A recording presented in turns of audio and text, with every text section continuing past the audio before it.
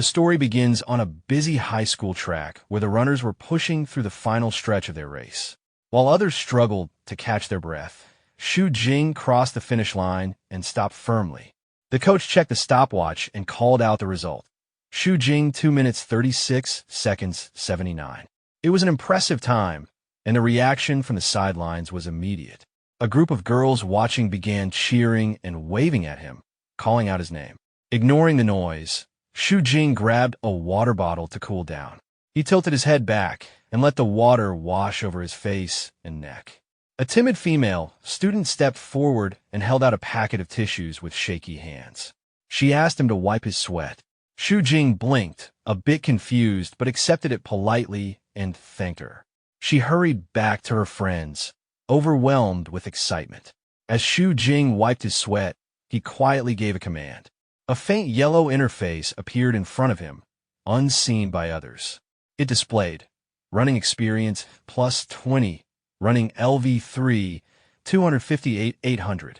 He noticed the points increased a bit more than usual. Then another notification popped up with plus 45. His expression went flat. He glanced at the crowd of girls still calling his name and muttered that this skill leveled up too fast. A sharp whistle cut through the air. His instincts reacted immediately. A tennis ball was flying toward him at high speed. Xu Jing didn't move in panic. He simply watched its path and caught it with a single motion. The impact sent dust around his hand, but he held the ball firmly. Smoke rose slightly from it, showing how strong the throw had been. He looked at it in confusion while the thrower stood in the distance with a sharp grin. Lu Xing's close friend ran up to him in a panic, asking who the thrower was. Lu squinted, recognized the person, and went pale. It was Pei Guang, the infamous school tyrant. He stood tall near the fence with a red aura around him, tossing another tennis ball, casually. Lu nearly fell over in fear. He asked Xu Jing why he had gotten involved with someone like Pei Guang and complained that it was probably because of girls again. He told Xu Jing to accept someone already so he would stop drawing trouble. Xu Jing gave no reaction and tossed the smoking ball aside before walking away. Lu stared at him, frustrated and scared, and chased after him, warning that Pei Guang wasn't someone to provoke. He asked what Xu Jing planned to do. Xu Jing didn't look back, and simply said he was going to work out as he walked toward the gym. As he walked, his thoughts turned inward. People always told him that working out was useless, and that martial arts were the only way to become truly strong. Xu Jing wondered if that was true. He looked at his hand and clenched it into a fist. For others it might be useless, but he was different.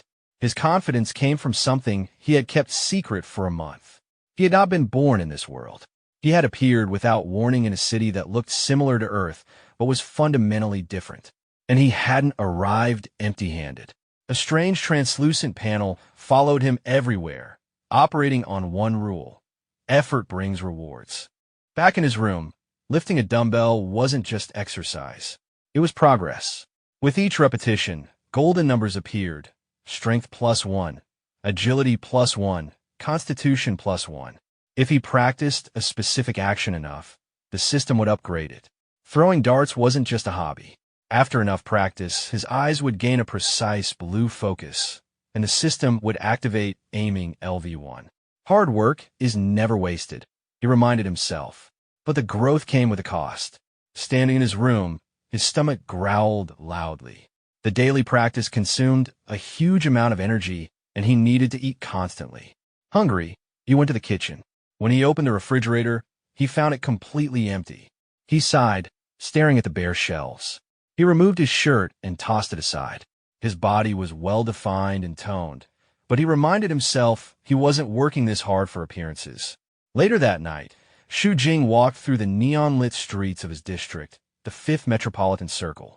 The city was structured like a target, with the outer areas poor and the inner areas prosperous. As he moved through the crowded streets, he felt the pressure of his situation. Half a year remained before graduation. He knew he had to decide whether he would fight to enter the inner circle or remain poor. With his resolve firm, he entered a convenience store. He needed fuel for his system, so he filled a basket with nutritious food, vegetables, milk, and proteins before heading to the counter. The cashier scanned everything and calmly announced the total, 210. Xu Jing froze. a bead of sweat rolling down his face as his confident thoughts stopped instantly. Moments later, the future ruler of the inner circle was quietly removing items from the basket, returning a carton of milk and then a vegetable, avoiding the cashier's eyes. Defeated by grocery prices, Xu Jing walked home through the narrow alleys of the outer circle with a small shopping bag in hand. He muttered to himself about the cost of 5 eggs, convinced the world had gone mad. Suddenly, a dark blur shot past him with the force of strong wind. He flinched and tightened his grip on his groceries before turning to find a small black cat on the pavement. It wore strange golden bands on its ankles and tail. The cat stared at him with wide eyes and meowed. Xu Jing relaxed, assuming it was just a stray, but the cat suddenly stiffened and fell over dramatically, lying motionless. He looked at it, unimpressed, suspecting it was trying to trick him for food. He crouched down to check, but as he looked closely, his expression changed. The cat's fur was dirty and matted, and it was covered in injuries, as if it had lost a fight. While he observed it, a faint voice drifted through his mind, sounding tired and defeated. The cat's eyes glowed blue as the voice continued. Xu Jing jumped back in shock, staring at the cat in disbelief. Even with a system of his own, hearing a cat speak was far beyond anything he expected. His gaze shifted to the golden band around the cat's tail, noticing its strange and detailed design. He touched it lightly, inspecting the metal. The moment he made contact, the band burst into golden light. His system reacted in a new way, sending an urgent message. Detected divine substance, absorbing divinity. The word stayed in his mind as the glowing light pulled his thoughts away from the alley, reminding him of the world he lived in. This planet, called Earthstar or Zhu Yao, was not the Earth he remembered. Its history was shaped by one event. 287 years ago, God died. It was not a myth. A colossal glowing being had appeared above the city, towering over skyscrapers, and then shattered, raining light across the world. Every human saw it happen. The sky still carried the remains of the broken celestial body, a reminder of that day. With the gods gone, people accepted that humanity stood alone. There were no answers to prayers and no miracles. Only strength mattered. The memory faded, and Xu Jing returned to the present, walking down the empty street with the black cat tucked in his arms. He felt the presence of his system and the potential of endless growth. While the world lost its gods long ago, he saw an opening where others saw emptiness. Blue energy flickered softly around him as he told himself he would eventually grind his way to godhood. Back in his small apartment, those ambitions were briefly paused for a simpler task, feeding the guest. Xu Jing placed a bowl of dry kibble on the floor. The cat looked at it, then turned away with clear disapproval. Xu Jing's eyebrow twitched as he reminded the creature it was supposed to be a stray, but the same tired voice echoed in his mind, and he realized something. This might not be an ordinary cat. If it had intelligence and standards, then dry kibble wouldn't work. Xu Jing stood up and headed to the kitchen while the cat watched him. Inside, he cooked with efficiency and determination. His knife moved quickly as he chopped scallions. Flames rose as he tossed ingredients into the wok, and every movement was practiced. For him, cooking was just another chance to level up. Soon, the apartment filled with the aroma of a freshly cooked meal. Xu Jing held out the steaming bowl of green pepper and shredded pork rice. The change in the cat was immediate, its earlier arrogance disappearing at the smell. Its eyes brightened slightly as it let out a small sound and began eating quickly. Xu Jing watched from the side with a quiet sense of satisfaction. He realized his guess was correct. Watching the creature eat normal food, he confirmed his thought that it wasn't a real cat at all, but a human who had turned into one. His gaze shifted to the golden band around its tail, thinking that it was probably the cause. Suddenly, a process inside him finished, and he felt a clear change settle in his body. He blinked, surprised by how quickly it completed. The progress continued, and a new ability was ready for him to use. It required a large amount of divinity, but he had just enough. He didn't hesitate and activated it. A golden light filled the room as the ability took effect. The energy gathered into a small flame hovering above his palm before sinking into his skin. He felt a strange new force settle within him. The ability gave him a passive effect, an extra life. If he died, he could revive within 7 days. The cooldown was 3 months. Shed Jing was stunned by how useful it was. He checked if there was an active skill as well, but it remained locked. It needed much more divinity to unlock, and he didn't have enough. His eyes drifted toward the black cat, still eating without a care. He considered draining more divinity from it, but when he noticed the cuts and injuries on its body, he stopped. It already looked weak. He admitted that taking more would be too much. His expression softened. Instead of pulling on its tail, he gently patted the cat's head and decided to think of another approach. The cat finished its meal and let out a small burp. Shed Jing still couldn't ignore the golden band on its tail. It was clearly connected to divinity, and he needed to understand it. He stood up and grabbed his jacket. He planned to go out and look for clues about divinity and also see what the creature did while he was gone. He stepped outside, closing the door behind him. The cat stared at the door for a long moment. Its relaxed expression slowly disappeared, replaced by a sharp, alert look. Its emerald eyes glowed faintly as it watched the empty space, clearly more intelligent than it appeared. Outside, the night was cold. Shu Jing walked through the outer ring's crowded streets. The district was filled with poverty, and entering the inner ring required impossible fees, even if someone qualified. Still, many people tried, hoping for a better life. Shu Jing wasn't concerned about that. He knew another way existed. If someone became a martial artist, all barriers vanished. A large character on a graffiti-covered wall spelled out, "Martial," like a reminder to everyone passing by. Shu Jing continued walking until a rough voice called out to him. A bald man holding a baseball bat stepped forward with a blond man carrying a metal pipe. They blocked his path confidently, claiming that he had offended someone named Pu Guang. Shu Jing looked indifferent. Before they could continue, he moved. His kick sent the blond thug flying backward. The bald man froze, unable to understand what happened. Before he could react, Shu Jing struck him as well, dropping him to the ground. Shu Jing picked up a few loose stones. His left eye glowed faintly as he used a targeting skill, sending the stones accurately into the thugs on the ground. A deeper voice came from behind them. A large blue dragon-shaped aura formed in the alley. Pei Guang stepped forward with clear hostility. He attacked, but Shu Jing dodged easily. Instead of feeling threatened, he became curious. This was the martial arts he had been searching for. Realizing that Pei Guang actually knew martial arts, Shu Jing stepped forward with calm determination. He no longer saw the man as a danger, but as someone who could give him information. He ordered Pei Guang to explain everything he knew. A heavy pressure filled the air as Shu Jing's presence grew stronger. The confrontation ended quickly. Pei Guang was slammed into the wall with enough force to crack it, leaving the alley filled with dust. The school tyrant slid to the ground, completely defeated. He leaned against the scattered debris, holding his bruised chest, his face drained of color. His earlier confidence was gone, replaced with panic as he pleaded desperately. Shu Jing stood in front of him, hands in his pockets, looking down with calm indifference. He found the fight unimpressive. He had expected more, but the opponent only had one predictable move. The brief exchange had been simple. Pian's attack looked strong, but followed an obvious pattern. Shu Jing dodged easily and countered with one accurate strike. As the dust settled, a golden notification appeared at the side of his vision, confirming that the conditions had been met and the fighting skill had activated. Shu Jing felt a shift in his fists. The ability was linking his earlier aiming improvement to the precision of his punches. Looking at the trembling man on the ground, he understood how large the gap between them truly was.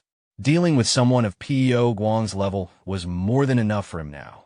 Pei Guang pressed himself against the wall, shaking as he begged Shu Jing not to hit him again. Shu Jing ignored the apology and leaned forward, asking about the punch Pei Guang had used earlier. Confused but too frightened to lie, Pei Guang explained that it wasn't a technique, but inner force.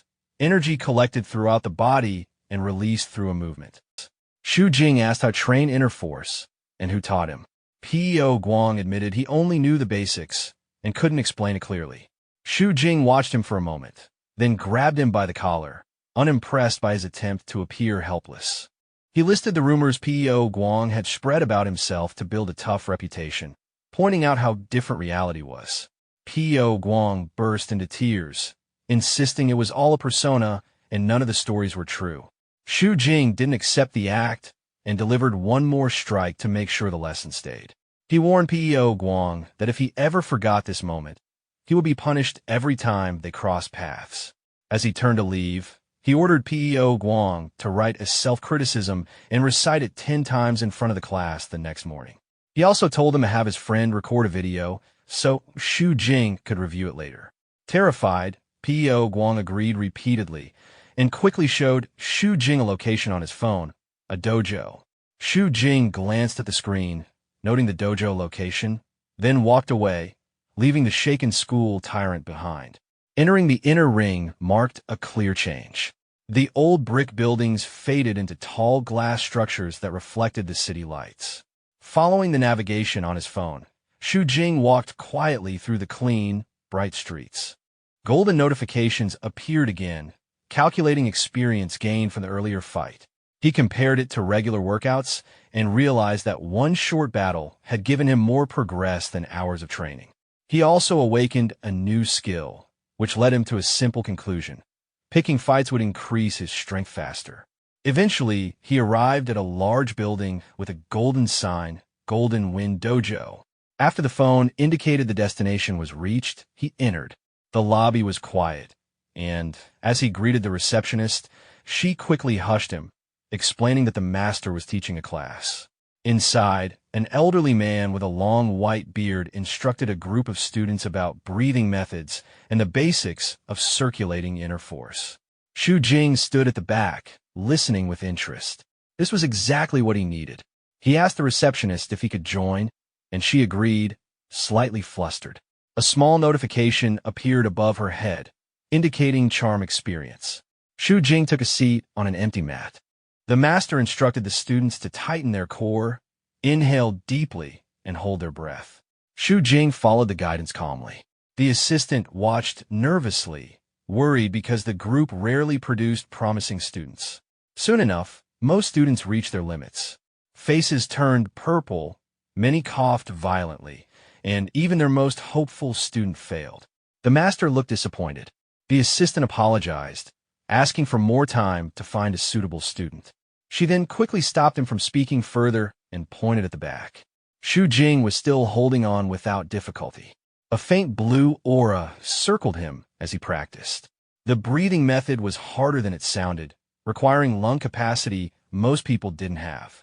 Inside Xu Jing's body, the sensation was intense but manageable. His expression remained composed. When the assistant announced the time was up, Xu Jing released his breath steadily. A notification confirmed his success. Inner force activated. The master immediately approached him, asking if he felt any discomfort. Xu Jing looked at his own palms, noticing faint steam and a light feeling throughout his body. He replied that he felt refreshed. The master's expression brightened. He held Xu Jing's hand and asked for his name, inviting him to join the dojo. Before Xu Jing could respond, the front entrance suddenly burst open with a loud crash. A dark silhouette stood in the doorway, radiating a menacing red aura. Without a word, the intruder swung a weapon and released a massive wave of crimson energy that tore through the room, instantly turning the peaceful training session into a battlefield. When the smoke cleared, the intruder was revealed to be a massive insectoid creature with glowing red eyes, pinning a disciple to the ground. Its mandibles clamped down with a sickening crunch, tearing into the student's chest as blood splattered across the dojo floor. Xu Jing stared at the scene, his pupils trembling as he shouted, "What the hell is this?" Chaos spread everywhere. The master, who was usually calm, shouted for everyone to leave quickly and not crowd together. He turned to his assistant and ordered Manager Jean to maintain order. She cried out in response, trying to guide the terrified students to the exit.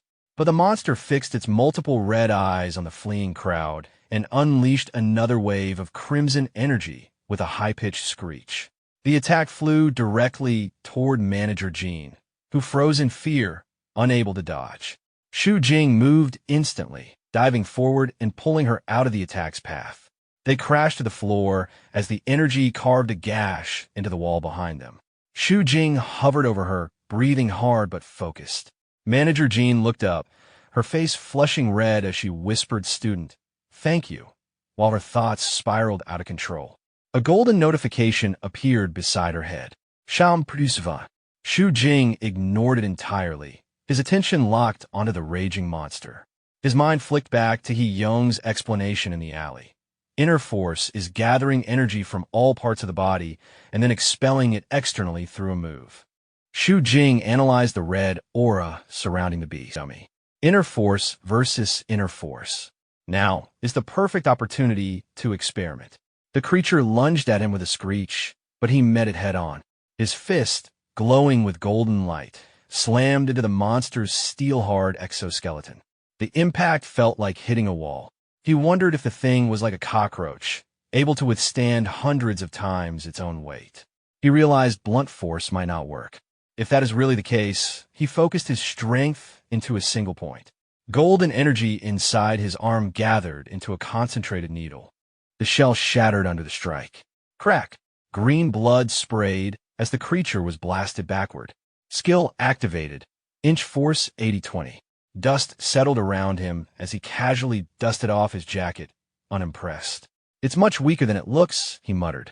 Manager Jean watched with starry eyes, completely forgetting the danger. "So cool," she sighed. The old master watched with fear and awe, realizing the boy had just mastered chi force and released a dangerous amount of it, something a normal body shouldn't handle. The creature rose again, its broken shell creaking as red energy flared around it. Shu Jing asked if it still wanted to continue. He took a stance, calm and cold, raising his fist as golden lines spread across his skin. "The result will be the same no matter how many times you try." Chi meridians gathered, ready to end it. But before he could strike, a fountain of blood burst into the air. Shu Jing froze, confused. A streak of crimson light tore through the room, followed by a brilliant slash of blue energy. It cleanly sliced the monster apart before it could react. Shu Jing blinked at the severed chunks, briefly thinking he might have overdone it, before realizing that the blue energy wasn't his. A silver-haired woman stood amidst the debris, wearing a sleek tactical bodysuit. "Void Blade taking over this area," she announced. "Unrelated personnel, please evacuate immediately." Shu Jing analyzed her, recognizing the White Raven Squad. To defeat the creature in one strike was impressive. She looked at him, trying to stay professional, though she was surprised by the damage he had caused with his bare hands. A faint blush crossed her face. She immediately decided she needed to recruit him. She stepped forward and handed him a note. "Sunday afternoon at 5 o'clock. Come to the address on the note. I will tell you what you want to know."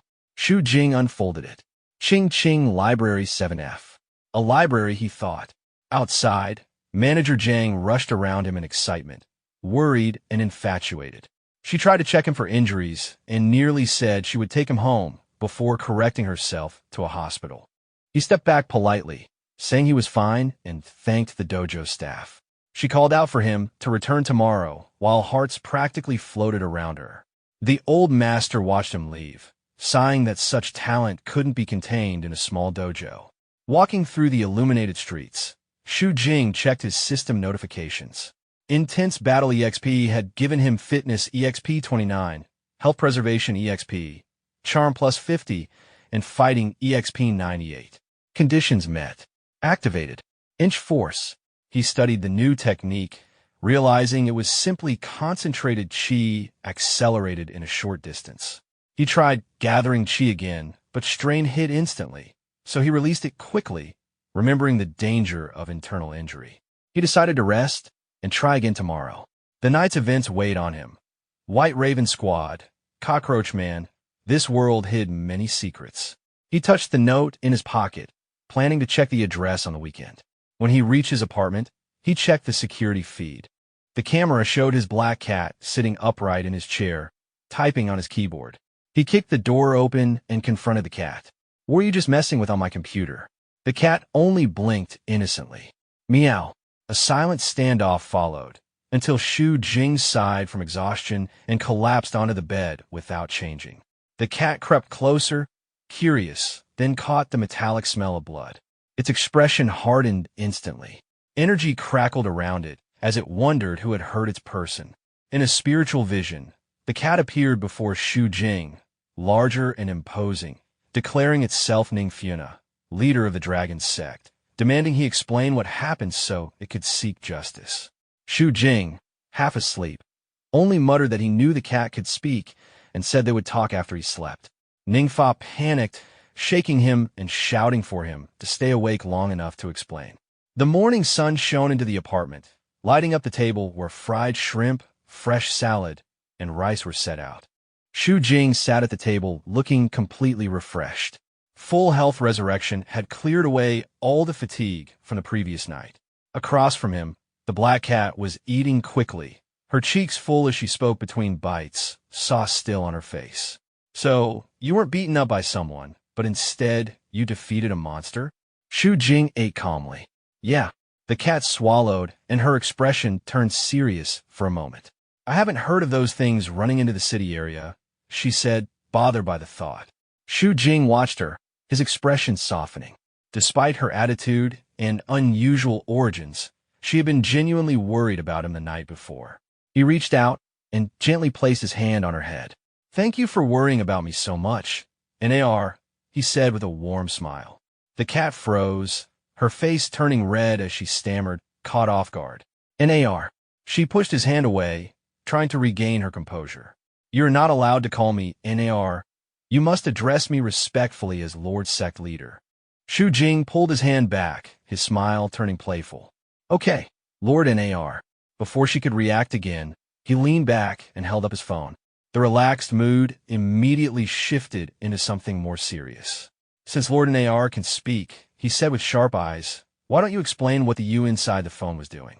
The cat stiffened, her expression going blank before anxiety took over.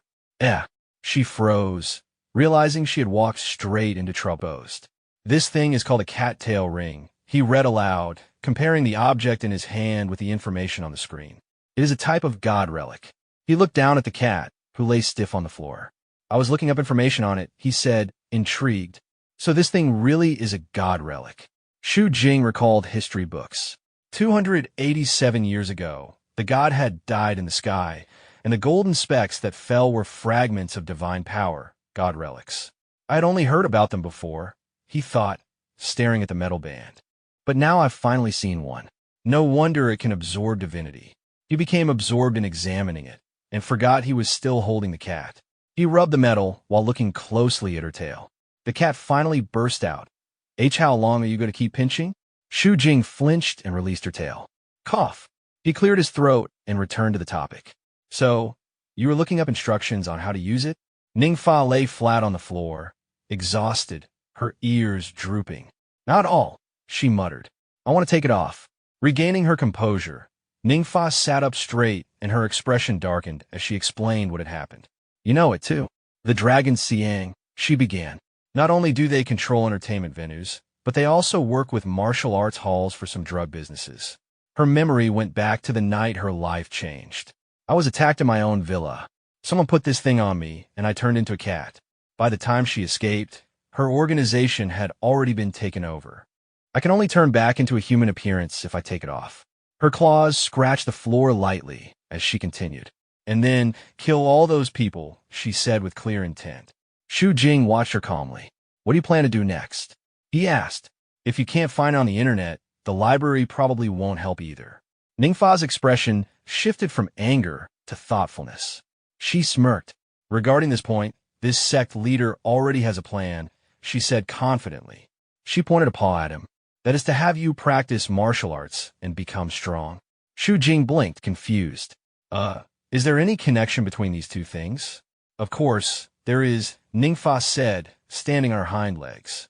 After you become strong, various organizations will come looking for you, she explained. Maybe among them there will be god relic holders. Then you can investigate and find a way to remove the cattail ring. She puffed her chest slightly. I'm going to introduce you to the best dojo. Shu Jing raised an eyebrow. You mean? Ningfa grinned. Have you heard of Hidden Dragon Dojo? Shu Jing's expression went flat. Of course. He turned to his computer and quickly brought up a page. Back when I wanted to practice martial arts, I checked the tuition fees of all the dojos in Ching, he said, and Hidden Dragon Dojo was the most expensive. He scrolled down to a long list of one-star reviews, but I didn't remember it because it was expensive. He read some out loud. What kind of dojo is this? The teaching quality doesn't match the tuition. Refund the money. Every day, they just send a few women to supervise. I suspect this is a scam dojo. Study for a week. My back aches every day. No one gives any method to relieve it. Ningfa scoffed. These people can't even endure hardship. Why bother learning martial arts? She looked up at him seriously. In the circle of true martial artists, no one looks down on Hidden Dragon Dojo. Xu Jing sighed. So how do I get in? By following the rules of the Manhwa, she declared. Dojo storming, of course. Shoot, if I smash up the dojo's venue, will they still accept me? He asked. Ningfa stared at him. Look at your unsophisticated appearance, she said. Dojo storming is just an interview. She explained the hierarchy. Dojo disciples are also divided into ranks. A pyramid formed in Xu Jing's mind. Bottom tier, those who pay. Middle tier, those with talent. Top tier, those who prove their strength. Those with talent still have to rely on actual ability, she continued. It's useless if it takes 10 or 8 years to become capable. Xu Jing understood. He didn't have money or years to spare, only his system and his fists. I just have to go there and prove I'm better than everyone else. Ningfa, now acting like an advisor, added one last point. Dojo storming is a form of self-recommendation, she said, and the best way to prove one's spirit. As Xu Jing headed for the door, the cat jumped onto the window. So, remember to go to the dojo tomorrow, she said while looking outside. I'm going to take care of some things. The next morning, sunlight lit the city as Xu Jing reached the Hidden Dragon Dojo. The building was a traditional wooden structure tucked among modern skyscrapers. A disciple at the entrance walked over and greeted him with a smile. Xu Jing reached out to shake his hand. As their palms met, Xu Jing felt a sudden, sharp pressure. The disciple squeezed hard, veins standing out on his arm, while keeping a polite smile. Xu Jing guessed it was a test and decided to take it seriously. He gathered golden energy in his hand and squeezed back. The disciple cried out and pulled his hand away in pain. Xu Jing laughed and played it off, saying the man liked to spar. The other disciples snickered and the greeter complained about Xu Jing's strength. Xu Jing realized his mistake and let the man go. The commotion drew attention. Someone warned that the master and the direct disciples were approaching. A group moved in, radiating a stronger presence than the gatekeepers. Leading them were direct disciples who looked like experienced fighters. Li, a large muscular man. Zhu Shanning, a fierce woman in a qipao. Mingqing Xiao, a sharp-eyed girl with glasses. Chun Fuguang, a confident green-haired youth. And in the center, the master Mang Basong in a wheelchair with a black cat wearing a heavy pearl necklace on his lap. The lower-ranking students whispered, surprised at the gathering. The master rolled forward and asked if Xu Jing had come for dojo storming. The cat on his lap looked up and fixed its eyes on Xu Jing. The master noted it had been a long time since someone dared to try dojo storming his place. He then asked Xu Jing if he thought he was qualified. Xu Jing glanced at his system and worried quietly. His combat-related levels were low compared to a dojo master. The master announced he would ask questions first. Xu Jing answered his name and age. The questions then turned personal, where he lived, what his parents did, whether he had siblings. Xu Jing stood sweating and confused as the questioning felt oddly like a marriage interview. The master laughed and said he had to ask extra questions for a future son-in-law. Zhu Shanning stepped forward, cracking her knuckles and insisting they fight to decide. She promised she would go easy on him. Xu Jing shook off the confusion, refocused, and raised his fists. As Zhu Shanning entered the center, the other disciples whispered that Xu Jing might be in trouble. Ning Funa, the black cat, watched from the sidelines, puzzled and annoyed at the idea of a marriage interview. Zhu Shanning attacked without hesitation, her movements sharp and controlled. Xu Jing's aiming skill broke her movement down into precise frames. He did not retreat. Instead, he moved in her guard and grabbed her wrist. Using her momentum against her, he twisted and threw her off balance. She spun away and stumbled dazed. The direct disciple's expressions shifted from amusement to interest. Li commented that Xu Jing's dynamic vision and grappling positioning were accurate, noting the brief exchange with a critical eye. Next to him, the green-haired Chun Fuguan grinned, amused by the scene. He said it reminded him of his own younger days and laughed, calling Xu Jing a good seedling.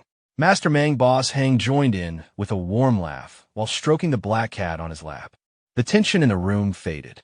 The cat, Ningfiana, looked proud but was actually relieved inside.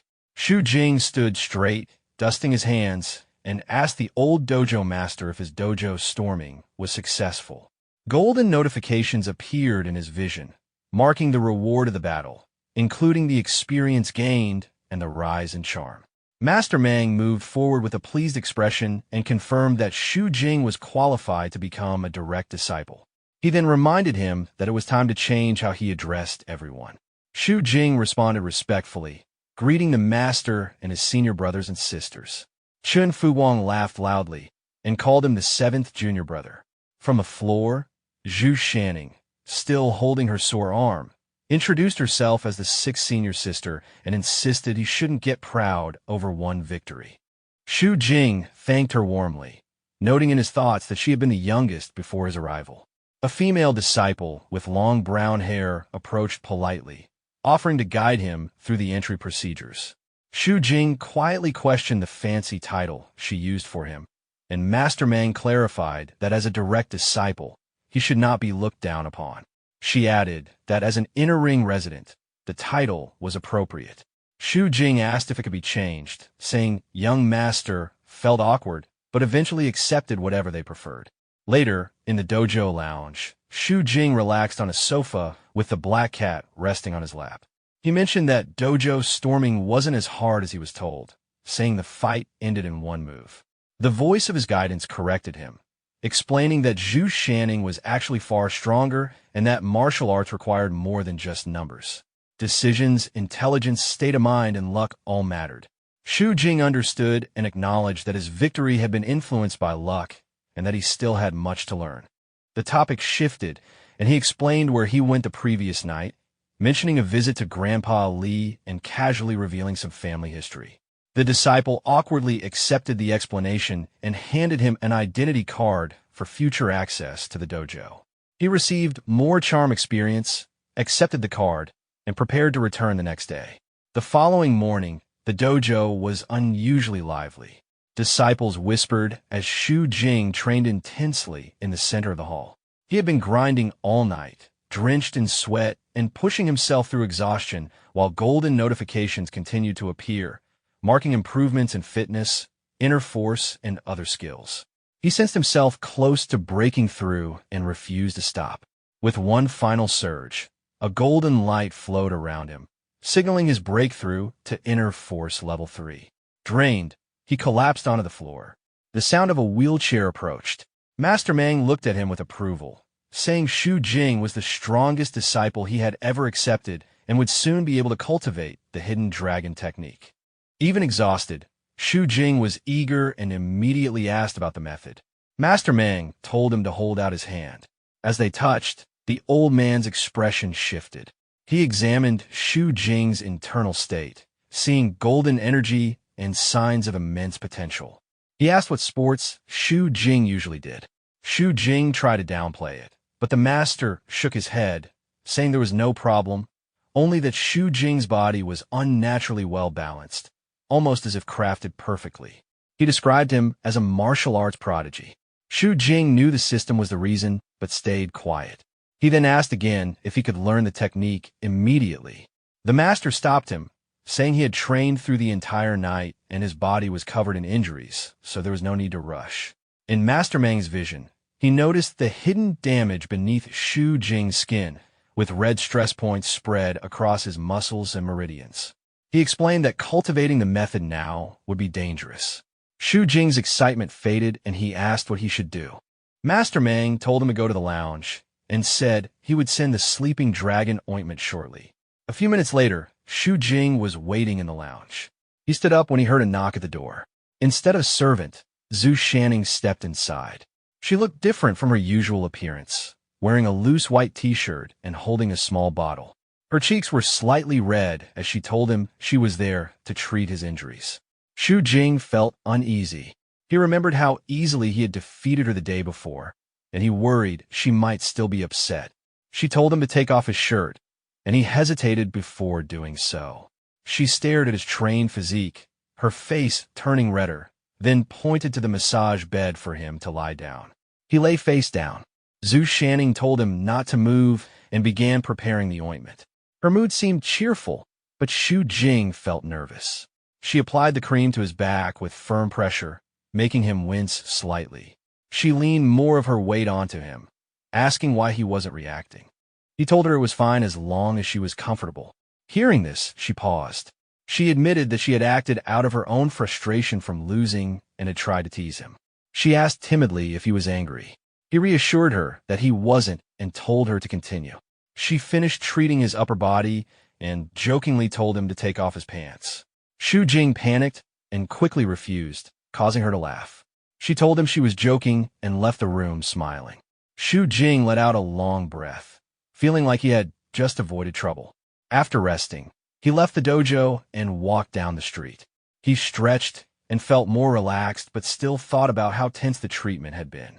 As he walked, he received a notification that he had leveled up in fighting and inner force.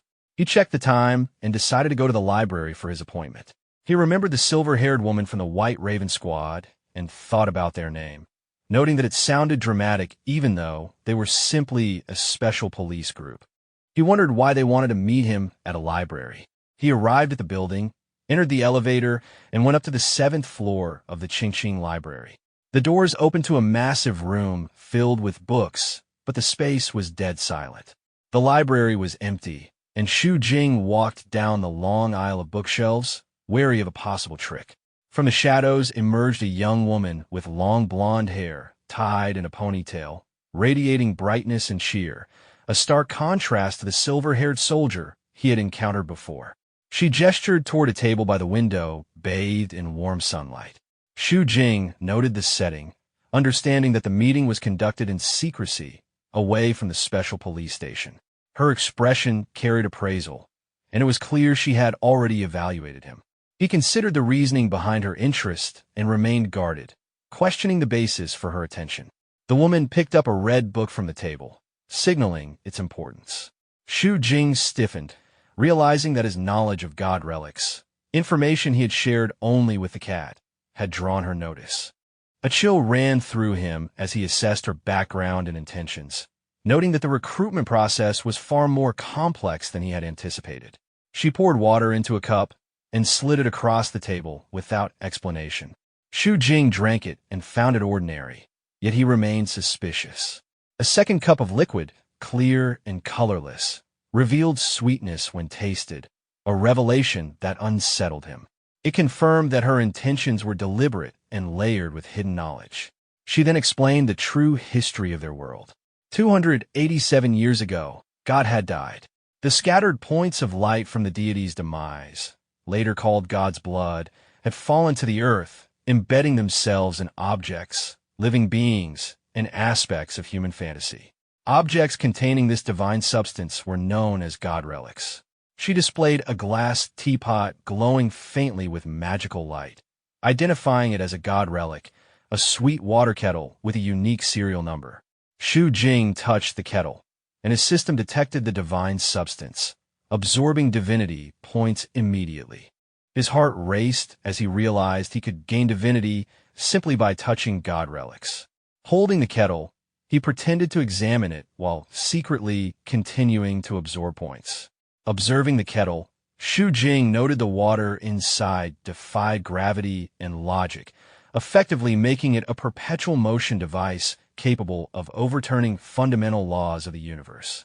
He began connecting this to the inner ring of the city, where abundant electricity and resources existed, unlike the suffering outer ring. He hypothesized that god relics might explain the disparity. He restrained himself from overthinking, understanding that the very existence of a god relic symbolized unreasonableness and was beyond human replication. After reluctantly stopping his absorption of divinity, Shu Jing considered the motives behind the woman's revelation. She provided proof of her authority, including her company's official designation as a god relic containment and research entity, and acknowledged his recent feat in defeating a monstrous opponent with the body of a normal person. Shu Jing recognized that his courage and spiritual strength had impressed her. Determined, Shu Jing resolved to join the organization immediately, seeing it as an opportunity to access god relics and gain experience points. His determination was absolute, and he envisioned the possibilities of working in a god relic containment environment with unrestrained ambition. Excitement rose on the protagonist's face as his thoughts raced. A god relic containment company meant frequent contact with god relics. At present, god relics were the only known source of divinity. Even the passive skill twin life was already this powerful, and if the active skill was even more unreasonable, then no one in this world would be able to defeat him. In his mind, the future was clear, and wealth felt inevitable. While he was lost in his thoughts, Wu Yuqing observed him quietly and formed her own impression. To her, he looked like someone who had not yet seen much of the world. She took out a contract from behind her and handed it to him. The protagonist accepted it and began reading carefully. As he scanned the contents, he realized it was mostly identical to a standard labor contract, with the addition of a confidentiality agreement. His attention soon shifted to the second section. It detailed the dangers involved in god relic work, clearly stating that unforeseen risks were possible. In the event of disability or death during containment operations, the company would provide a compensation of $5 million to the family, covering medical costs, funeral expenses, and basic living support. It also specified that no further claims could be made and that incidents caused by personal negligence would not be covered. After reading this section, doubts surfaced in his thoughts. He began to wonder whether this job was far more dangerous than he had expected. Wu Yuqing then explained the grading system of god relics, which were divided into 4 levels based on danger. As a newcomer, he would only be assigned the lowest grade tasks. As long as procedures were followed, the risks would remain minimal. Only after showing sufficient growth would he be exposed to truly dangerous work. Confidence surfaced in his thoughts as he considered the higher grade relics. Wu Yuqing clarified that relics of the highest grade were beyond the scope of individuals or single organizations and would inevitably involve official government forces. Still, a lingering question troubled him. He could not understand why he had been chosen. Having contact with a god relic alone did not seem enough to qualify him. In his thoughts, he reasoned that she knew nothing about his panel or his martial arts training. Being invited solely based on Void Blade's recommendation felt suspicious. Wu Yuqing then revealed the true reason. According to her, god relics possessed a form of will. Rather than humans finding them, relics were drawn towards certain people.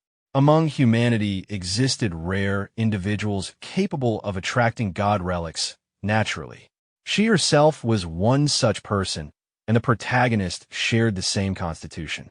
To her, the offered salary alone was proof of sincerity. As he looked at the salary section of the contract, his thoughts shifted again. The pay was substantial, with a high monthly salary, a share of containment rewards, and additional stacked benefits. Realization dawned on him that this was why the company had acted so urgently. When he signed the contract, his thoughts were already settled. Salary was secondary. What truly mattered to him was access to god relics. He felt confident about the future and accepted the cooperation without hesitation. After concluding the agreement, he prepared to leave. As he exited the library, his thoughts returned to his priorities. Between training at the Hidden Dragon Dojo and collecting god relics, he knew these pursuits alone would consume his time. For the foreseeable future, school would likely have to wait. He sent a message to his friend, asking for help and requesting leave from the teacher on his behalf. His friend quickly agreed, and he replied with a brief message of thanks. While chatting, his thoughts drifted. A monthly salary of $200,000 was an amount he could not have earned even 10 years after graduating. Right now, improving his strength was the most urgent matter. Only by becoming stronger would there be any hope of going back. The scene shifted to the outer ring, where he walked while projecting his digital screen into the air. His attention focused on his active skill, wanting to understand its function first. The screen displayed information related to twin life, including the divinity required for upgrading, its passive effect of possessing 2 lives with a selectable resurrection time, and a cooldown period. The active ability was now unlockable, while another ability remained locked behind higher requirements. He proceeded to activate the active ability. New information appeared, explaining that for each level, one physical-related ability could be designated, producing a doubling effect when used. The available options included memory, physical defense, physical strength, reaction speed, movement speed, calculation ability, and concentration. As he reviewed the options, he analyzed them carefully. Choosing physical strength would double his power, but his main combat method relied on precision rather than brute force. Defense felt unnecessary due to his existing durability. In martial arts, speed often determined victory, so movement speed became the most logical choice. Before committing fully, he decided to create a control comparison. He fixed his gaze on a distant street lamp, roughly 100 meters away, and ran at full strength to measure his baseline performance. The timer showed just over 10 seconds, which he found acceptable. He then activated Twin Life and repeated the run. This time, his movement was drastically faster, finishing in roughly half the time. The result left him exhausted but satisfied, confirming that the speed increase was exactly double. As he recovered, his thoughts deepened. Improving sprint times was relatively simple at first, but beyond a certain point, even a minor improvement required immense effort, talent, and resources. In real combat, where even the smallest mistake could be fatal, this kind of acceleration defied logic and intuition. It was decisive and unavoidable. With a sense of achievement, he clenched his fists, recognizing Twin Life as a skill that ignored physical laws and limits entirely. He attempted to use the skill again while his body was still warm, only to find it unavailable due to a cooldown. Frustration followed, but he quickly realized that only around 20 seconds had passed since activation. This meant the skill would need to be used sparingly, with no clear indication of when it would fully recover.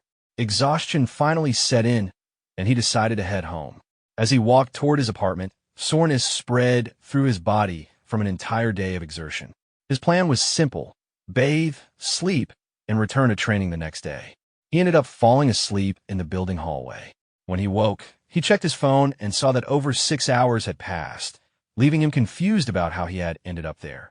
He immediately checked the recovery status of Twin Life. The cooldown was nearly complete. From his calculations, each second of usage required 1,000 seconds of recovery, meaning full usage demanded roughly 6 hours to recharge. A message appeared reminding him of training. Panic set in, and he ran at full speed toward the dojo. Upon arriving, he pushed open the gate and was quickly noticed. He was led forward without delay, pulled directly into a sparring session meant to demonstrate proper gene force usage. The surrounding trainees whispered among themselves, assuming the outcome was obvious and hoping he would not get hurt. Hearing this, he recognized that the situation mirrored the previous encounter. Despite being framed as a demonstration, he knew she intended to reclaim her pride from last time and would not hold back. Instead of concern, he felt calm. This was the perfect chance to test his new ability. The sparring match between the protagonist and Zhu Shanning began. He did not rely on raw power.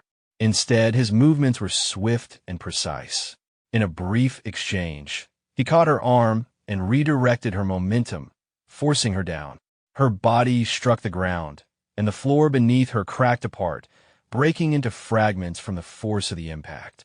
As she lay on the ground, struggling to regain her senses, confusion filled her thoughts. She had used her full strength, yet the result was still defeat. She could not understand why. The protagonist looked at her and responded lightly, treating the outcome as if it were simply a friendly exchange. Soon after, multiple screens appeared in succession, recording the experience gained from the fight across various areas, including combat, fitness, health preservation, aiming, and sports. Among them, one of his skills advanced to the next level. While reviewing the information, he began to reflect. The result no longer counted as defeating a stronger opponent while being weaker. This led him to suspect that once Twin Life speed was activated, the panel no longer judged him as inferior to Zhu Shannying. Despite her superior combat experience and caution, she had still failed to react in time. This confirmed to him just how powerful Twin Life truly was. Clenching his fist, he felt satisfied. His future training focus became clear. He needed to learn how to fully utilize the advantage created by overwhelming speed. From a distance, Chen noticed him and called out, inviting him to train together. The protagonist agreed and followed along. After some time passed, Chen observed him closely and realized something was wrong. What he had previously assumed to be exaggeration turned out to be real. The protagonist was already close to cultivating Dragon Chi, something that should not have been possible in such a short time. Chen explained the concept behind it. In the martial arts world, there existed a legendary physical state known as the treasure body. It referred to refining the human body into something comparable to a treasure. This state was said to involve 5 types of perfection: muscles like dragons and elephants, tendons like iron tree roots, flawless glazed glass skin, molten gold blood, and indestructible jade bones. Each stage represented an extreme transformation of the body. However, this realm was generally considered a myth, as no one had ever truly achieved it.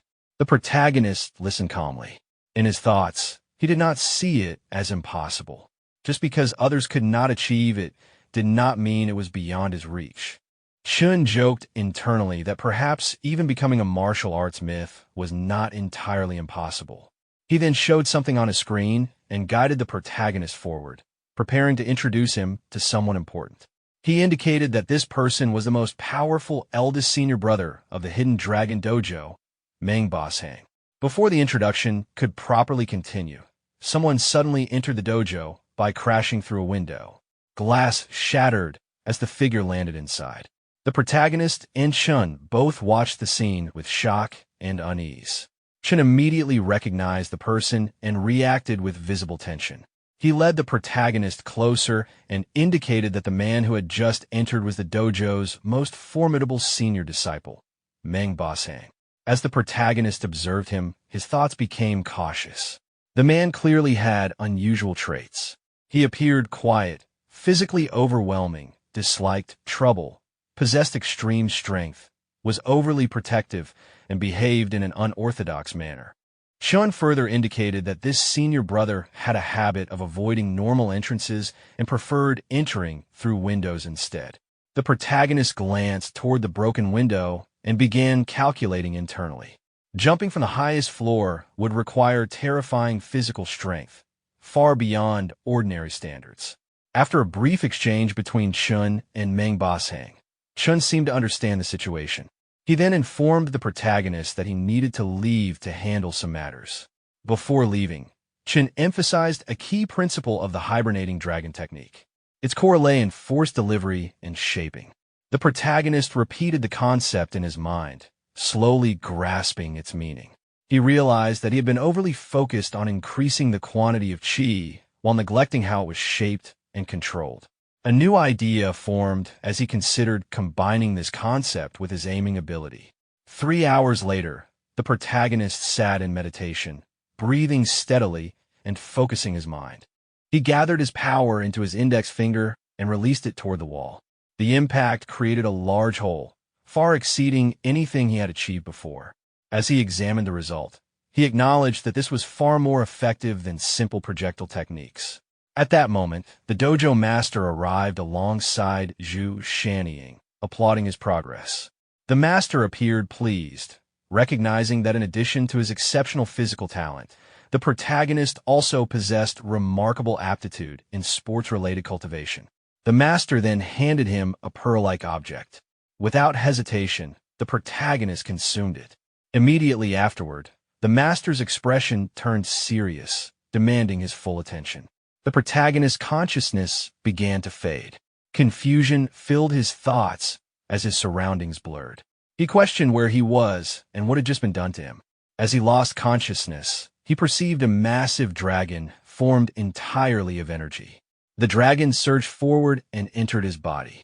A glowing, dragon scale-like pattern appeared on his arm. As he faintly registered the change, Confusion lingered in his thoughts as he stared at his transformed hand. The protagonist held his head tightly with both hands as discomfort surged through his body. Pain throbbed behind his temples while the chi inside him felt chaotic, rushing wildly in every direction. He suspected that this instability was the effect of the pill he had just consumed. As his consciousness stabilized, he focused inward. He slowed his breathing, deliberately calming the restless chi. Using the hibernating dragon technique, he entered a controlled state of breath retention. The sensation that followed felt profound and unfamiliar. All distracting thoughts faded away, leaving only clarity. In that moment, he realized that complete focus on cultivation alone was enough. His consciousness was soon pulled back into the dreamlike dimension. Once again, he found himself seated before the gigantic dragon formed from particles resembling god relics. As he faced it, his eyes transformed, taking on the same presence as the dragon's. Several translucent screens appeared before him, indicating that the conditions had been met and a new skill had been activated. The visualization ability appeared, newly unlocked, and still at its initial level. When he fully regained awareness, confusion surfaced. He did not understand how he had returned so suddenly. Observing him, the dojo master appeared calm and satisfied. The master had intervened just in time, preventing the protagonist's chi from being completely exhausted. Cultivating dragon chi on the first attempt was no small feat, and the master clearly regarded this achievement as extraordinary. The protagonist wondered what dragon chi truly was. The dojo master explained that dragon chi was fundamentally tied to emotion. Strong emotions enhanced strength and vitality, especially in moments of anger or survival. Within the hidden dragon style, stimulating emotions was referred to as chi of motion, while controlling emotions was known as chi of stillness.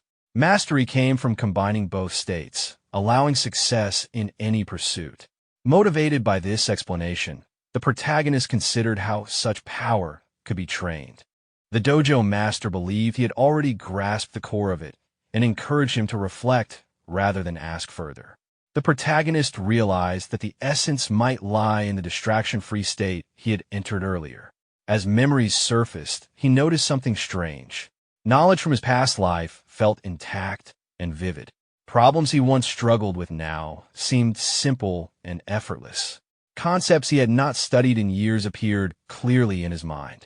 This sudden clarity led him to realize that his intelligence had improved. The dojo master acknowledged this, but implied that it was only a minor aspect of the transformation. The protagonist also noticed that ordinary matters no longer stirred his emotions easily.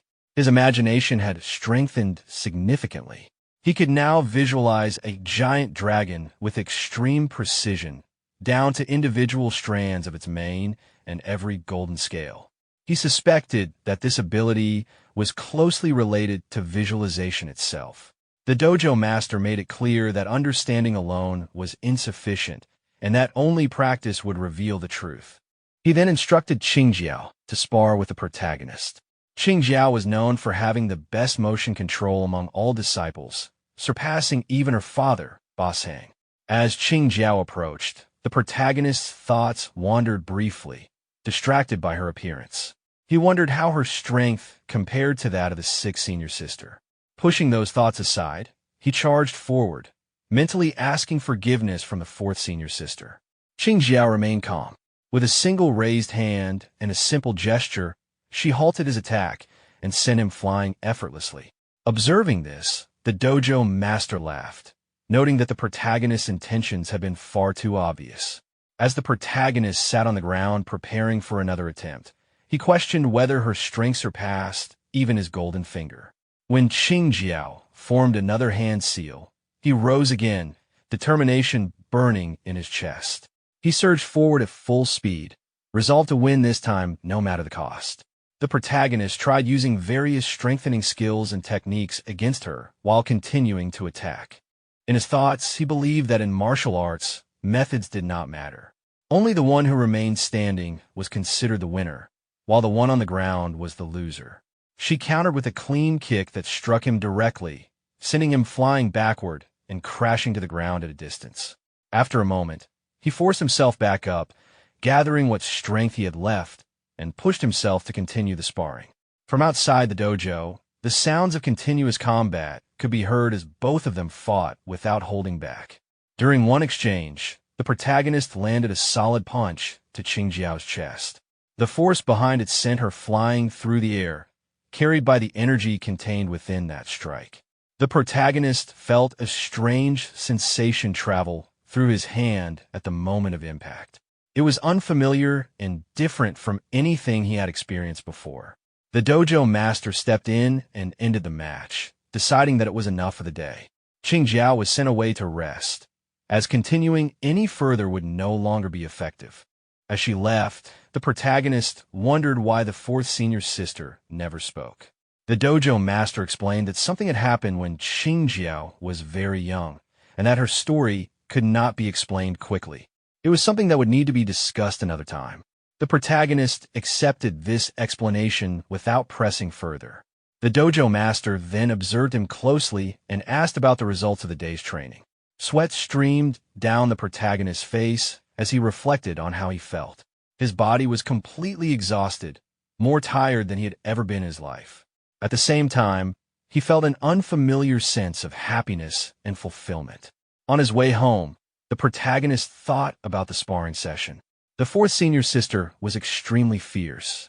After sparring with her for more than 4 hours, his experience had increased significantly. He realized that continuing to train alongside her would be extremely beneficial. When he reached his apartment, he opened the door and called out to his cat, bringing fried chicken with him. When there was no response, unease settled in. He searched around the apartment, growing increasingly worried as time passed. It was already late, and the cat was nowhere to be seen. As he approached the bathroom, he noticed that the light inside was turned on. Seeing this, a thought crossed his mind. Someone appeared to be inside the bathroom. Standing near the bathroom door, the protagonist noticed a single pair of shoes placed neatly beside it. He reasoned that Warner had not brought any guests home. With only one pair present, it meant she was likely inside. A sense of unease followed. His thoughts turned cautious as he recalled that Warner had mentioned having enemies before. The possibility that something had gone wrong crossed his mind. He hurried forward and pushed the bathroom door open. Inside, he saw Warner bathing calmly. The tension in his mind immediately eased, and he realized there had been no danger at all. He sat down beside the bathtub and gently held her paw, reminding himself that the fried chicken he brought back would get cold if they wasted time. At the mention of food, Warner's attention shifted, her thoughts clearly drawn toward hunger. The protagonist joined her by the bathtub and began helping her bathe, carefully scrubbing her head with soap. As this continued, Warner drifted into a light daydream, relaxed by the familiar care. At that moment, Warner turned toward him and placed a paw against his chest. The relic attached to her tail suddenly began to glow. The light grew intense, forcing the protagonist to close his eyes as tears formed from the brightness. When the light faded, something had clearly changed.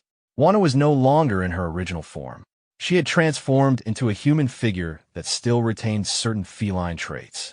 The protagonist froze in shock, struggling to process what he was seeing. Warner herself noticed the change at the same time. Seeing her own hands and unfamiliar body caused immediate confusion and embarrassment. She instinctively tried to cover herself and blocked the protagonist's view with her tail. The protagonist remained still and calm, reassuring himself that he had not seen anything inappropriate. His focus was on de-escalating the situation rather than reacting. As Warner became aware of her position, her embarrassment deepened. She shut her eyes tightly, overwhelmed by the sudden transformation and proximity. The protagonist noticed her reaction and questioned internally what was wrong. Warner, flustered and upset, denied that anything was happening, though her thoughts betrayed her confusion and frustration. She realized that the transformation had likely been triggered unintentionally. The emotions she had felt earlier, combined with the situation and the relic's response, had caused this outcome. The condition itself felt messy and unreasonable to her, especially with the remaining animal traits still present. She warned herself not to let misunderstandings form. This situation was clearly an accident, nothing more. As she attempted to move away, Another unexpected sensation made her react sharply, further escalating her embarrassment and anger. The protagonist, maintaining restraint despite his own discomfort, understood that the situation was beyond simple control. He realized that if she did not move away soon, things could worsen unintentionally. Warner finally decided to leave the bathtub.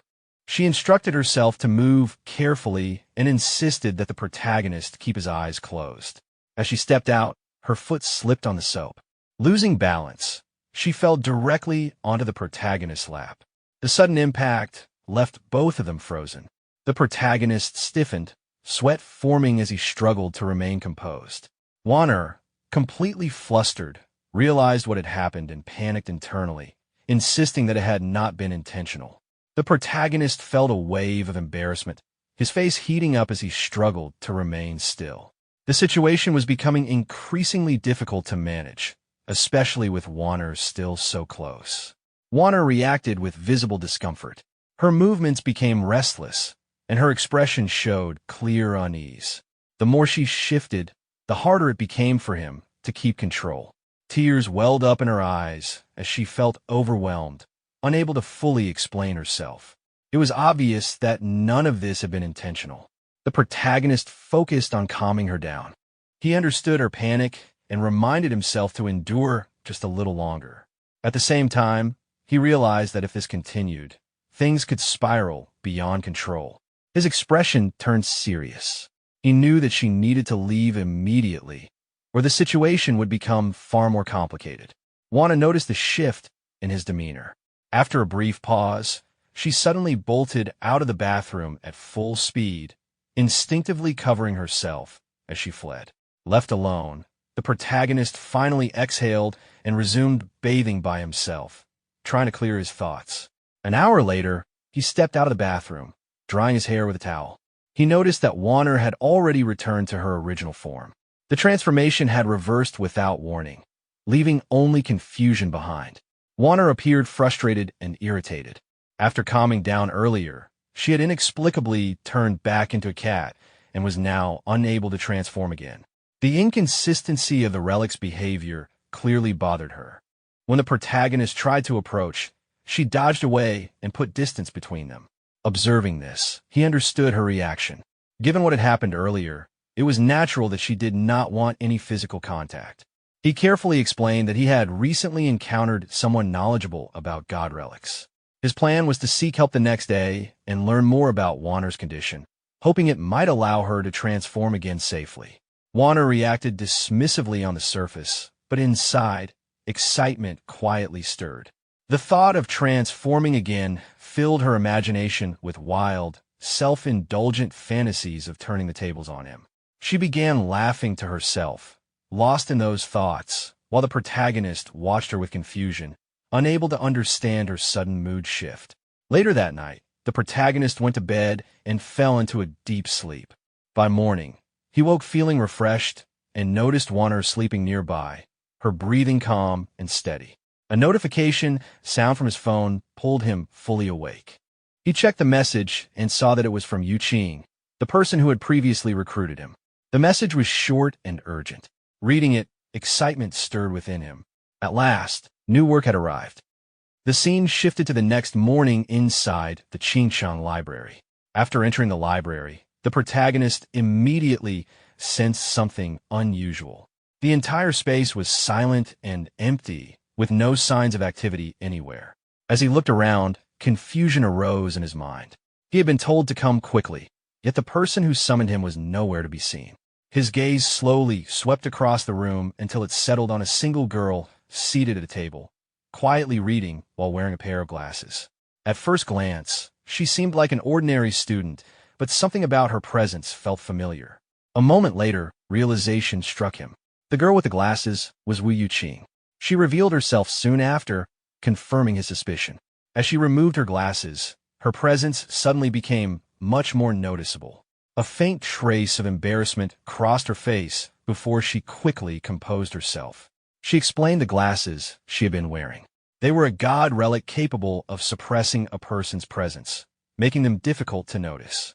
While worn, they dulled one's existence, but once removed, all that suppressed presence would surge outward at once. The longer they were worn, the stronger the effect would be afterward. The protagonist reacted with mild confusion, finding the explanation unexpected but intriguing. As he stood there, he sensed the presence of divine energy reacting within him. Wu Yuqing continued explaining calmly, making it clear that the relic's effects were far more complex than they initially appeared. She then handed the glasses to him. As he examined them, curiosity filled his thoughts. Certain strange reactions he had experienced earlier now made more sense to him. He soon shifted his focus back to the reason he had been called. That was when Wu Yuqing brought out several documents and laid them before him. She explained that the mission was unusual. It was a containment task that normally would not be assigned to someone at his level. The target involved another god relic, one that amplified the wearer's primal desires. The current bearer was a woman named Lu Huiying, whose impulses became uncontrollable when encountering attractive men. The protagonist put on the glasses as he listened. It became clear that this relic had been prepared specifically for him. Given his current foundation, suppressing his presence first and then releasing it at the right moment would allow him to easily trigger the target's obsession and safely remove the relic. As the plan settled in his mind, the protagonist felt a slight flush of embarrassment. The method was obvious, but he could not deny that it suited him rather well. At the same time, he sensed another wave of divine energy being absorbed. The realization dawned on him that this mission would allow him to deal with two god relics at once while remaining relatively safe. He glanced at the glasses again, feeling that they fit him perfectly. An ambitious thought crossed his mind as he imagined the results of wearing them for an extended period before removing them. With renewed confidence, he adjusted his hair, his posture straightening slightly as his thoughts soared toward the future. Nearby, Wu Yuqing watched him quietly, a trace of confusion appearing in her expression as she tried to understand what was going through his mind. The protagonist broke the silence and casually brought up the topic of the glasses. From her response, he understood that the glasses were not her personal item, but something borrowed from another containment company. That information surprised him. Until now, he had assumed their organization was the only one of its kind in the country, especially given how secretive and high-level it appeared. She clarified the misunderstanding. God relic containment companies were indeed special, but in essence, their work was no different from cleaning dangerous threats that appeared unpredictably. Relics existed everywhere, and no single organization could possibly manage them all. Because of that, multiple companies operated under the same system. The explanation continued in a calm and realistic manner. Containment work was extremely dangerous, and not everyone was qualified to handle it. These jobs were outsourced by the state, and while some companies followed strict rules, others were driven purely by profit. If he ever encountered personnel from other companies, caution would be necessary. The protagonist acknowledged this internally, letting out a quiet sigh as the weight of the responsibility settled in. After a brief pause, he removed the glasses, intending to personally test their effect. As he stood there, the change was immediate. His suppressed presence surged outward naturally, without effort. Wu Yuqing's reaction made the result obvious. Her heartbeat quickened, and a faint blush appeared on her face as she instinctively looked away. The protagonist quickly understood that the glasses worked exactly as described. Satisfied with the confirmation, the scene shifted.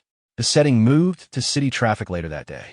Inside a bus, the protagonist sat quietly while reviewing the documents Wu Yuqing had given him. As the vehicle moved through the streets, he focused on the information in front of him. Lu Huiying's profile was detailed and direct. She was active almost exclusively in the Southern District, frequenting bars, discos, host clubs, and KTVs.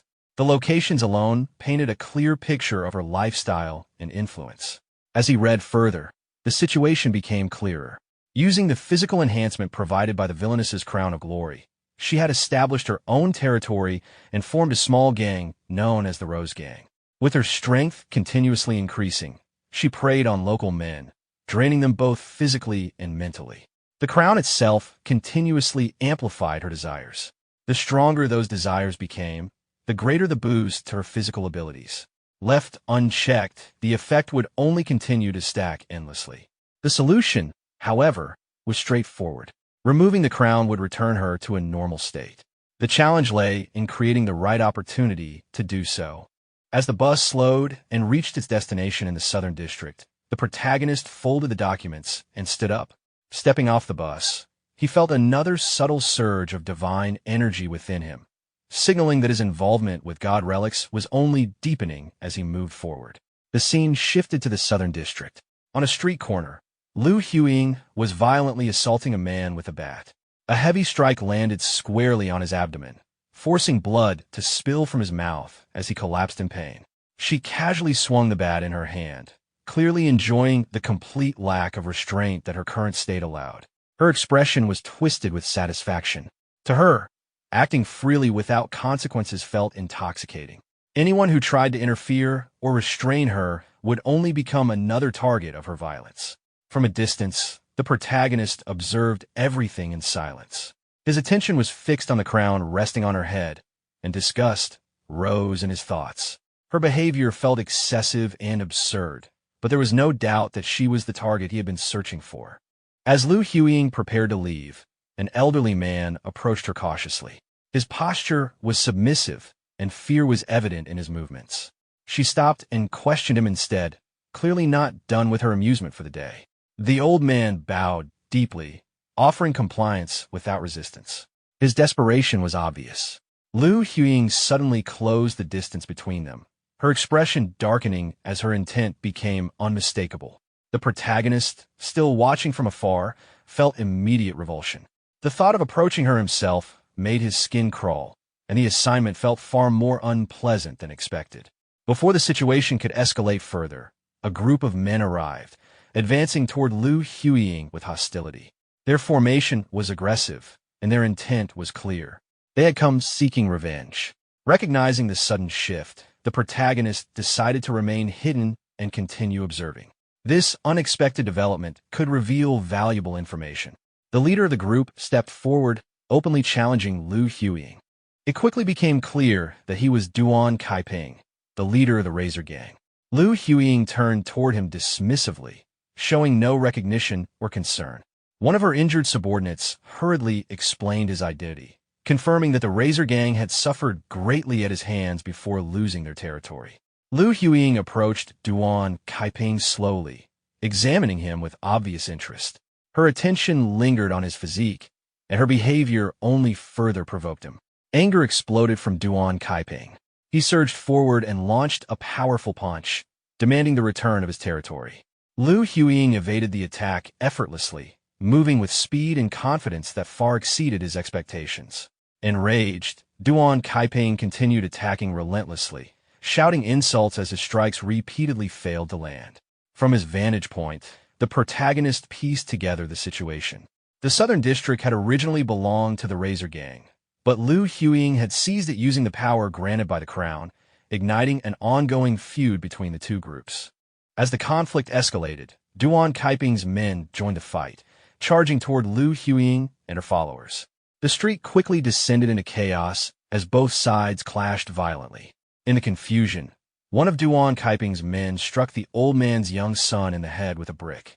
The child screamed in pain and collapsed to the ground. The sight instantly enraged Lu Huiying. Her attention snapped toward the injured child, and fury surged through her. The old man cried out in despair, rushing toward his son. Gripping her bat tightly, Lu Huiying turned back to her enemies, her rage now fully ignited. Any trace of amusement vanished as her intent shifted toward brutal retaliation. Duan showed a confident expression as he finally became serious. He stepped forward and launched a powerful punch, landing it directly on Lu Huiying's face. The force sent her flying into the air, crashing into nearby debris, which shattered on impact. She recovered quickly, rising with a twisted smile, clearly intrigued by the exchange. She decided to engage him properly instead of treating the fight as entertainment.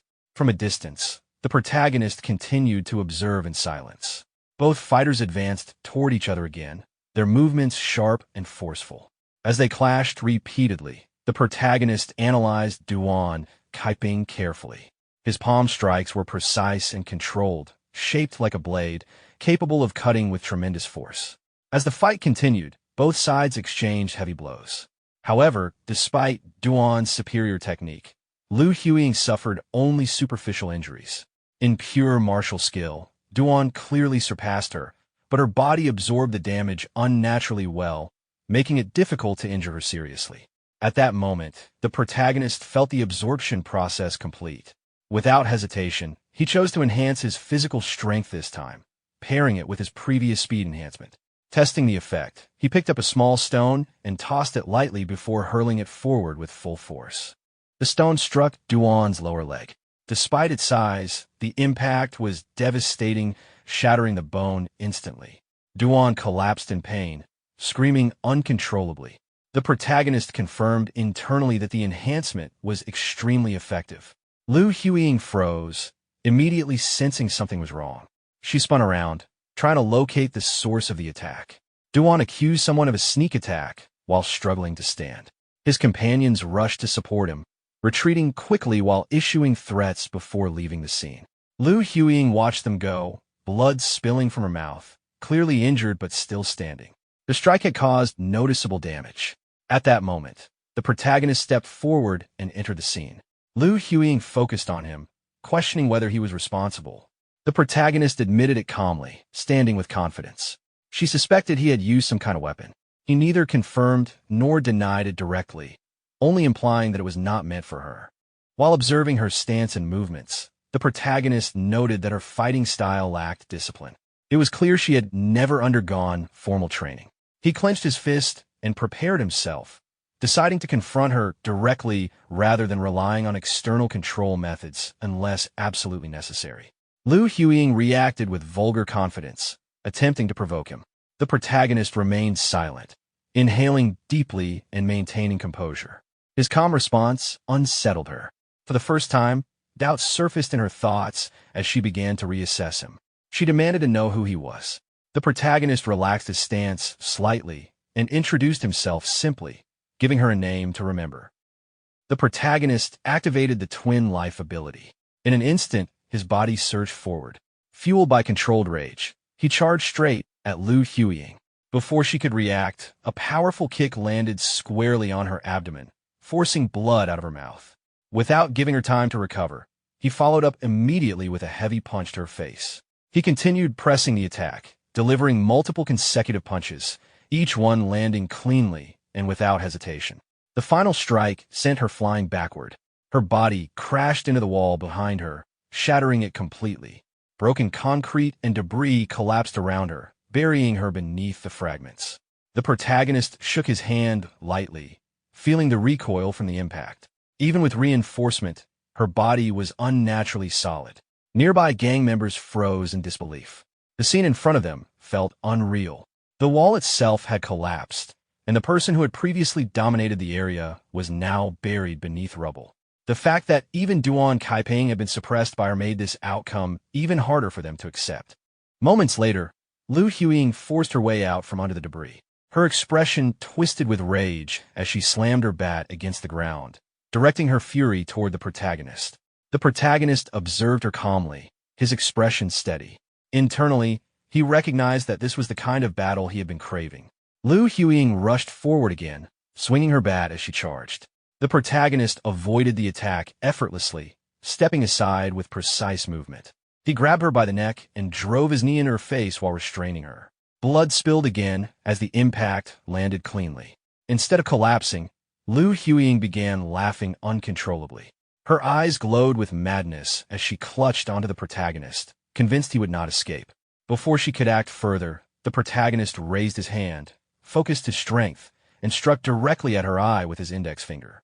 She convulsed violently from the pain, losing all composure.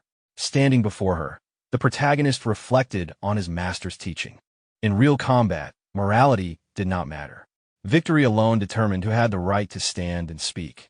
Weak points existed regardless of gender, and exploiting them was simply part of survival. He did not pause. A powerful kick landed once more on her abdomen, driving the air from her lungs.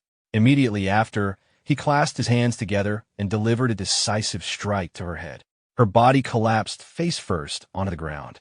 The violent force caused the crown on her head to dislodge and roll away. The protagonist picked up the fallen crown, holding it in his hand as the battle finally came to an end. The protagonist took a photo of the crown and sent it to Wu Yuqing, informing her that the containment had been completed.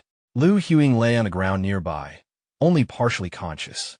The protagonist glanced at her briefly and thought that she should at least not die from suffocation.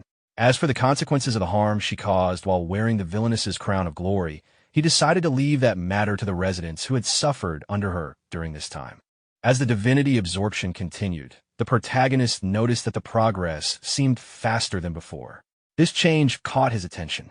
At the same time, a new option appeared at the bottom of his awareness, making him instinctively focus on it. Before he could examine it further, a presence approached.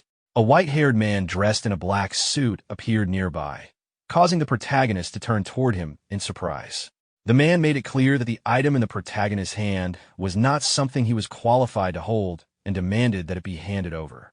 The protagonist immediately realized that the divinity absorption had not yet finished. At such a critical moment, allowing interference was not an option. He rejected the demand outright. The man's hostility rose instantly. After assessing the protagonist's condition and compatibility, he judged that despite the protagonist's young age and background, his evaluation level was unexpectedly high. Even so, he still considered him far too weak. The man stepped forward, clearly preparing to force the issue. The protagonist reacted first, striking between the man's legs in an attempt to create an opening. The attack had no effect. The man had clearly anticipated such a move and showed no sign of injury. Realizing the situation was unfavorable, the protagonist immediately turned and ran. The white-haired man pursued him without hesitation, intent on killing him. While fleeing, the protagonist analyzed the situation. The man's body felt unnatural, almost as if it were composed of assembled mechanical parts.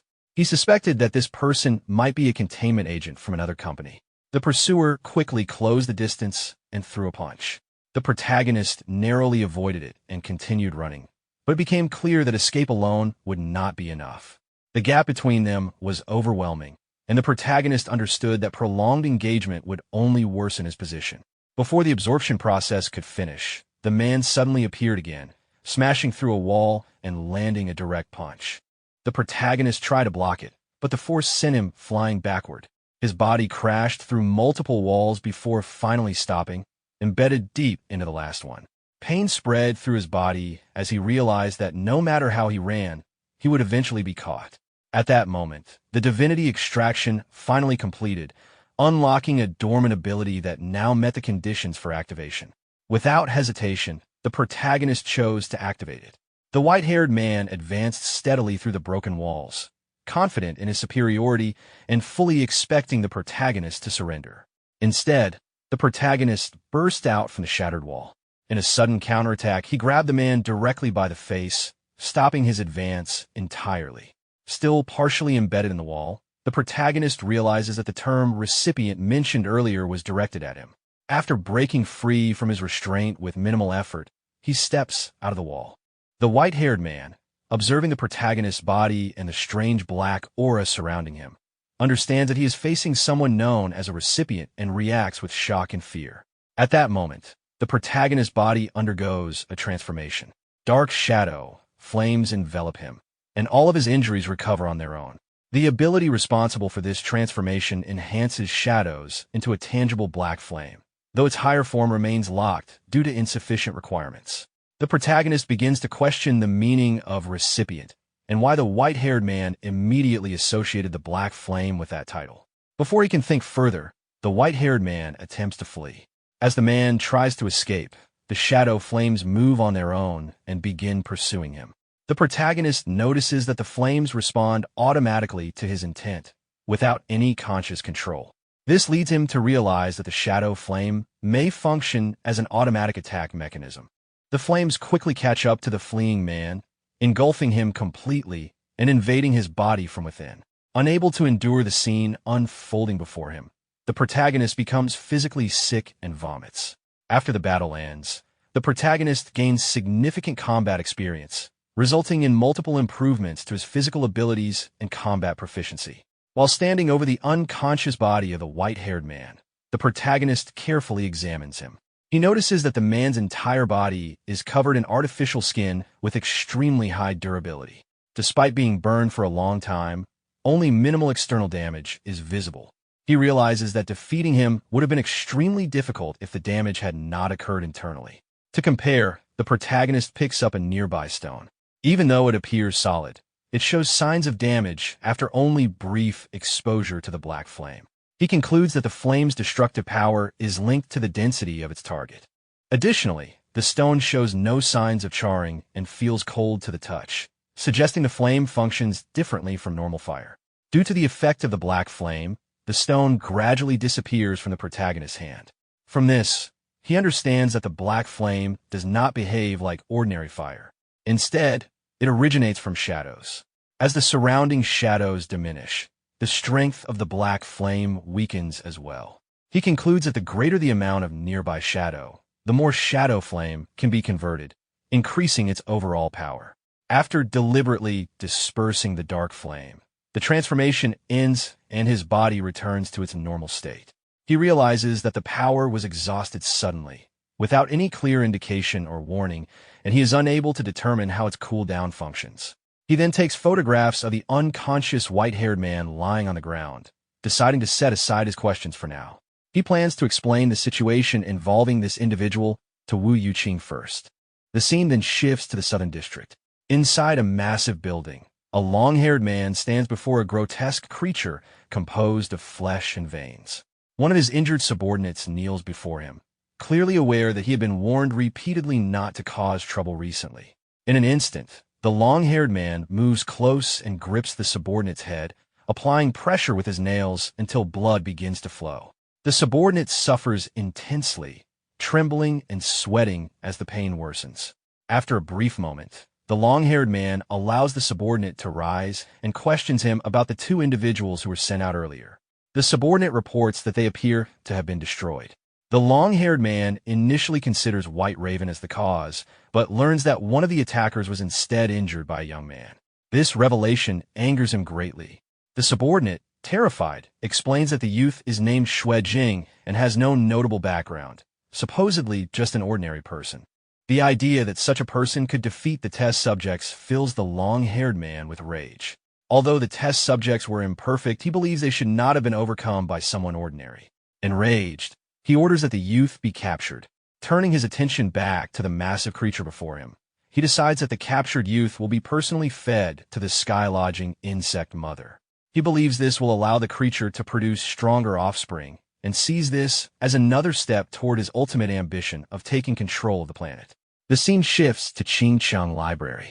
Standing inside the elevator, the protagonist reflects on the mission. He recognizes that the incident escalated far beyond expectations, and is uncertain how Wu Yuqing will handle the aftermath. After a brief moment of concern, he dismisses his worries, deciding that dwelling on it is pointless. He accepts that problems must be faced directly and resolves that, at worst, he will make amends through future achievements. After exiting the elevator, Wu Yuqing greets him with a respectful bow. Her behavior immediately catches him off guard. She takes full responsibility for the unexpected developments during the mission, acknowledging that leaving him to face danger alone was a serious failure on her part. Her formal apology and attitude leave him momentarily stunned. She then informs him that the mission's rank will be upgraded and that compensation will be provided, expressing hope that he will accept it. He agrees without objection, but is internally surprised, as her reaction is completely different from what he had anticipated. As they move together toward a table, Wu Yuqing explains that the identity of the man he killed has been confirmed. The individual was named Zhu Yingquan, born in Source City, and affiliated with Su's containment company as a body modification specialist.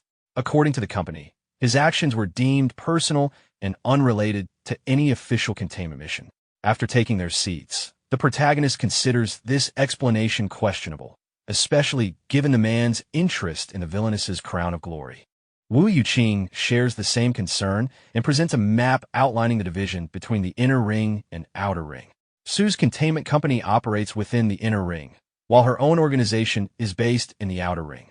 Given this separation, it would indeed be unreasonable for Su's containment company to dispatch someone so far outside their jurisdiction. She believes this statement holds no obvious loopholes. She then suggests that there may be a deeper story behind the incident and advises the protagonist not to get involved further for the time being, stating that she will handle the matter herself. The protagonist places the crown on the table and removes his glasses, mentioning that he nearly forgot to return both items. Wu Yuqing stops him, insisting that he keep the glasses, as they may still be useful in future missions. She then brings up a disturbing detail from Zhu Yingquan's autopsy report. All of his internal organs had vanished without leaving any trace. She expresses curiosity about how such a result was achieved. Internally, the protagonist reflects on the danger of the shadow flame. He realizes that even he does not fully understand its principles and decides that it would be best to keep this power secret for now. He avoids giving a direct explanation. As he removes the glasses, Wu Yuqing becomes visibly uncomfortable and quickly looks away, her reaction suggesting that the glasses have a significant effect on her perception. She tells him that if he does not wish to explain, he does not have to, acknowledging that everyone has their own secrets, and asks him to put the glasses back on properly. While doing so, the protagonist internally concludes that the glasses are nothing short of a divine artifact. He then turns his attention to a card he received and seeks clarification about its purpose. Wu Yuqing explains that it is a containment card. With it, conducting containment missions in the future will be far more convenient. Realizing the implication, the protagonist understands that this effectively grants him official status. Wu Yuqing confirms this and further explains that, in addition to the conveniences provided by certain official organizations, all data stored within the Qingqing library will now be fully accessible to him. Wu Yuqing stands up from her chair, indicating that she still has pending work to handle. She leaves the area, entrusting the protagonist to explore the library on his own at a relaxed pace. As she departs, the protagonist casually gestures in her direction in farewell. Once alone, excitement begins to surface in his thoughts. He realizes that this may be a rare opportunity to search for information related to the cattail ring. He heads toward the data storage center of the library. As he walks deeper inside, he observes the surroundings carefully and becomes aware that the space feels vast and independent, almost like a world isolated from the outside. He stops in front of a sealed container and notices its label, identifying it as God 018, known as Death Goddess's unreasonable favor. Curious, he reflects that this is a god relic he has never encountered before.